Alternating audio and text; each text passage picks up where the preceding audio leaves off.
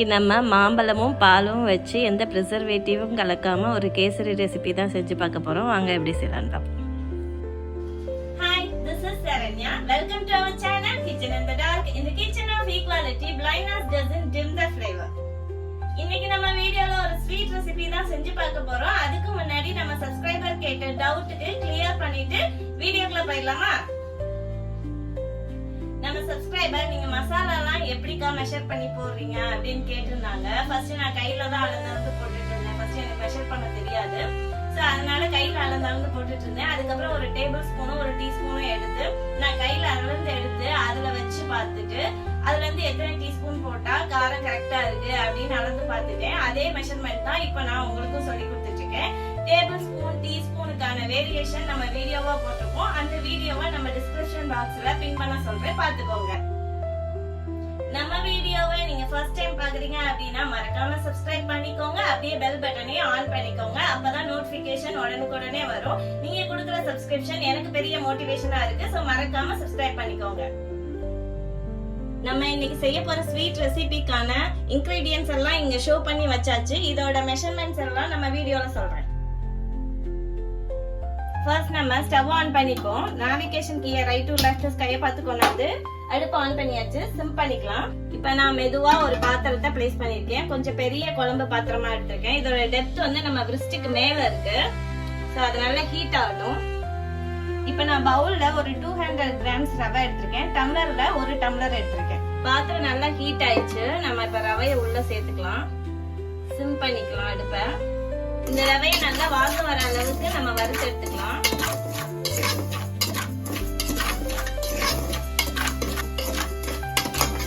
ரவைய வந்து நம்ம கொஞ்ச நேரம் சிம்ல வச்சுட்டு தண்ணி அந்த சைடு ஹீட் பண்ணிக்கலாம். இன்னொரு ஸ்டவ் ஆன் பண்ணியாச்சு. இந்த பாத்திரத்துல நான் வந்து ஒரு டம்ளர் பால், அதுக்கப்புறம் 2 டம்ளர் வந்து தண்ணி எடுத்திருக்கேன். மொத்தம் 3 டம்ளர் இருக்கு. ரவை லைட்டா வறுபட்டு வாசம் வர ஆரம்பிக்குது. இந்த ஸ்டேஜ்ல நான் கொஞ்சமா ரிஃபைன்ட் ஆயில் சேர்த்துக்கிறேன். இது ஒரு 100 ml இருக்கும், உள்ள சேர்த்துக்கிறேன். இது எதுக்காக சேர்க்கிறோம் அப்படின்னா, நம்ம நெய் மட்டுமே சேர்த்தோம் அப்படின்னா வந்து ஆறுனதுக்கு அப்புறம் ஒரு கெட்டித்தன்மை வரும். அது ஒரு மாதிரி மாவு மாதிரி இருக்கும், நல்லாவே இருக்காது. இது நம்ம கோல்டு வினர் சேர்க்கும் போது எப்படி இருக்கும்னா அந்த கெட்டித்தன்மை வராது, நல்லா பளபளப்பா இருக்கும். எண்ணெய் ஊத்தி லைட்டா வறுத்தாச்சு. இப்ப நம்ம இது கூட நம்ம முந்திரியும் கிஸ்மிஸும் சேர்த்துக்கலாம். எதுக்காக இது கூட சேர்க்கிறேன் அப்படின்னா, நம்ம இப்ப தண்ணி ஊத்தி கலரும் இல்லையா, தண்ணியும் பாலும், அப்ப வந்து கெட்டி படாம இருக்கும். இத நம்ம முந்திரியும் கிஸ்மிஸும் சேரும் போது அதுக்காக முந்திரி கிஸ்மிஸ் போட்டு நல்லா வறுத்தாச்சு. நல்லா கமகமன்னு வாசம் வருது.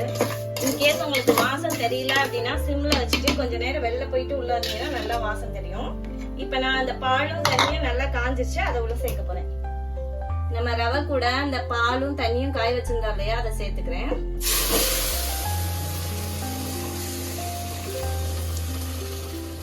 கொஞ்சம் நான் கீரை வச்சுட்டேன், பத்தலன்னா சேர்த்துக்கலாம்.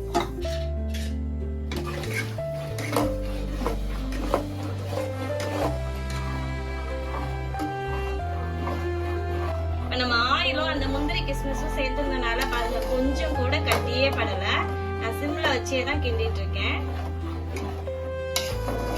எனக்கு ஈஸியா இருக்கும் இந்த ஆயிலும் இந்த முந்திரியும் கிஸ்மிஸும் சேர்க்கும் போது.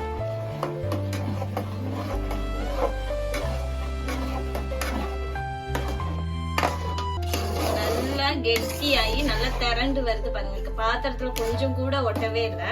இந்த ஸ்டேஜ்ல நான் 1.5 டம்ளர் அளவுக்கு ஜீனி எடுத்திருக்கேன். கிராம் கணக்குல 500 கிராம்.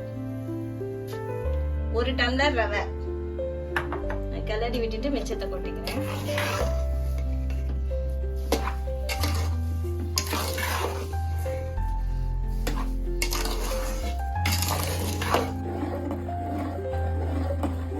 இது கூட நான் துளியோண்டு உப்பு சேர்த்துக்கிறேன். இது எதுக்காகனா அந்த டேஸ்ட் வந்து என்ஹான்ஸ் பண்ணி கொடுக்கும், நல்ல இனிப்பு எடுத்து கொடுக்கும். அதுக்காக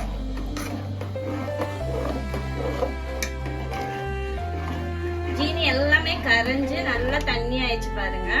இந்த ஸ்டேஜ்ல நான் ஒரு 2 மீடியம் சைஸ் மாம்பழத்தை தோல் உரிச்சு குட்டி குட்டி கியூபா வெட்டி வச்சிருக்கேன். அதை உள்ள சேர்த்துக்கிறேன். நல்லா மிக்ஸ் பண்ணி விட்டுக்கலாம். எல்லாம் சேர்த்து மிக்ஸ் பண்ணியாச்சு. அந்த பால், மாம்பழம், சீனி, ரவை எல்லாமே மிக்ஸ் ஆயிடுச்சு. இது கூட இப்ப நான் ஒரு 2 டேபிள் ஸ்பூன் நெய் சேர்த்துக்கிறேன். அது கூட கொஞ்சமா ஏலக்காய் தூள் சேர்த்துக்கிறேன்.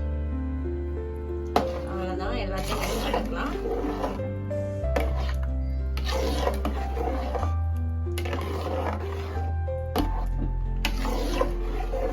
நல்ல அரோமா வருது. நான் ஆஃப் பண்ணிட்டு கொஞ்ச நேரம் செட் பண்ண விட்டுறேன். வாங்க எப்படி இருக்குன்னு டேஸ்ட் பண்ணி பார்த்துடலாமா?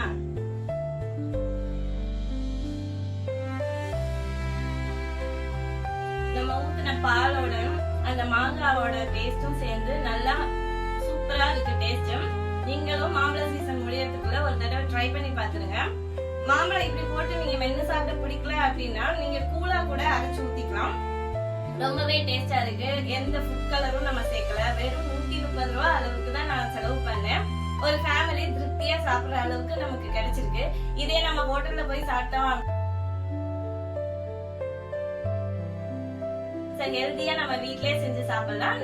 இதே மாதிரி நீங்களும் ட்ரை பண்ணி பார்த்துட்டு எப்படி இருக்குன்னு கட்டாயமா கமெண்ட் பாக்ஸ்ல கமெண்ட் பண்ணுங்க. நெக்ஸ்ட் வீடியோல பார்க்கலாம். தேங்க்யூ.